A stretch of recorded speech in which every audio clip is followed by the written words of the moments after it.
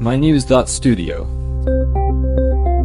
Imagine a city where buildings bear the marks of months of shelling, and right in the middle of it, a huge robotic arm is quietly layering concrete, building classrooms from the ground up.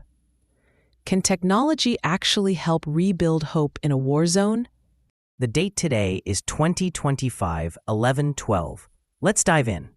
Over 2,000 schools have been hit or destroyed since Russia invaded Ukraine. That means millions of kids suddenly without classrooms, without teachers, sometimes even without a safe place to go. So where do you even begin to restart education in a place where the buildings are gone and the threats haven't stopped? In Lviv, the answer is to 3D print a school. There's a humanitarian group, Team 4UA, working with Danish and Ukrainian tech partners. Together, they're building what's said to be the world's first 3D printed school in an active conflict zone. The machine they're using is called the BOD2 from COBOD. Basically, it extrudes concrete layer by layer to form the walls. And this isn't a small test run. Half the school structure was finished in just 4 days. Wait, 4 days for half a school? That's really quick. And the total size is 370 square meters, if I remember right? Yes, that's right. It's a single-story building with 4 classrooms, a teacher's room, lounge, and bathrooms. Enough space for about 100 first graders. And over 90% of the materials are sourced locally. In fact, 99% of the concrete is Ukrainian. That matters because this isn't only about speed. It's also about supporting local economies. But it's still a conflict zone.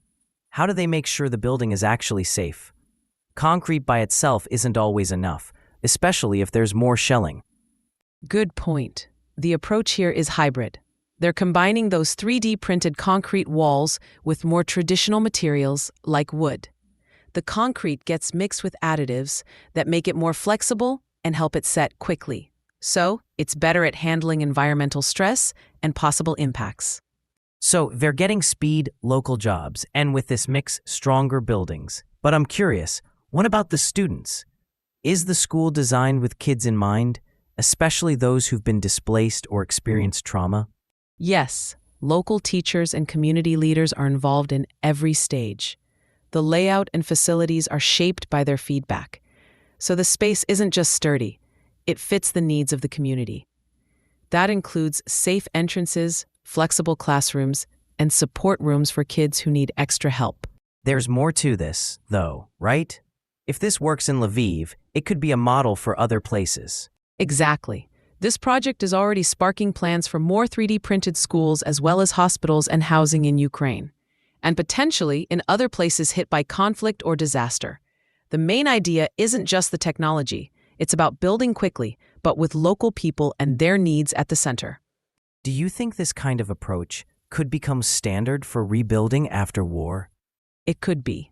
3D printing is fast and cost-effective, but only really works when you have local support and materials. The real change is in the process, building with the people who will use it, not just dropping in a ready-made solution. And it's a shift from the old way, where aid comes in, builds something generic, and then leaves. This feels different. Exactly. The Lviv school shows resilience and protects the right to education even in really tough circumstances. And it highlights how technology, when rooted in local realities, can make a real difference. So, to sum up, Ukraine's first 3D printed school is rising quickly, with mostly local materials designed by and for the community and meant to last. It could be a new way forward for rebuilding after disaster or conflict. And it leaves us with a question. If you can print a school in a war zone, what else could be possible? Thanks for being here. Thanks for listening.